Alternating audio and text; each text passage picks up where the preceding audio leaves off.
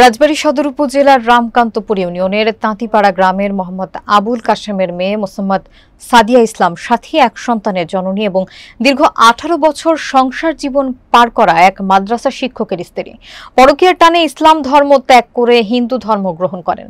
পরে সাথী কর্মকার নামে পরিচিত হয় এবং সৈকত কর্মকারকে বিয়ে করেন এবং 2 লক্ষ টাকায় এই বিয়ে সম্পন্ন হয়। বাবলু শেখের প্রতিবেদনে থাকছে বিস্তারিত। আইনি প্রক্রিয়ার মাধ্যমে ধর্ম পরিবর্তন এবং বিয়ে সম্পন্ন করলেও পারিবারিক চাপে এই দম্পতির সম্পর্ক টিকে থাকেনি। ফরিদপুরের চরভদ্রসন উপজেলায় গ্রাম্য সালিশে সৈকত কর্মকারকে 2 লাখ টাকা জরিমানা করে সাথীকে পিত্রালয়ে ফেরত পাঠানো হয়। তবে পুনরায় মুসলিম হওয়ার কোনো প্রমাণপত্র উপস্থাপন করতে পারেননি তিনি। স্থানীয়দের মতে আইনের দৃষ্টিতে সাথী এখনও হিন্দু ধর্মাবলম্বী।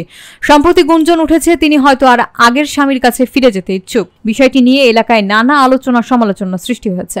মুসলমান থেকে হিন্দু হলো, তারপর আবার নিয়ে আসলেন হিন্দুর কাছে টাকার বিনিময় সরিয়া, এই বিষয়টা একটু বলেন, মানে কিভাবে অফ করেন? তারপরে আমি বলতেছি,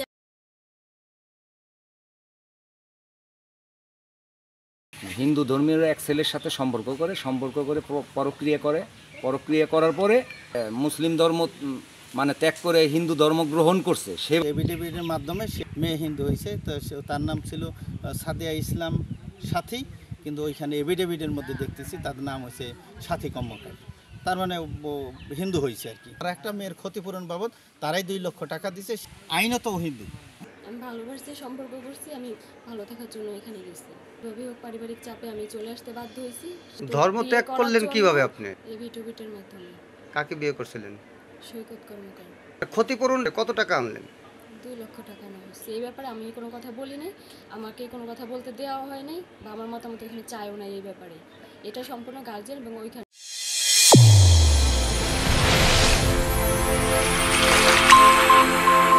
চ্যানেল A1 হৃদয়ের স্পন্দন।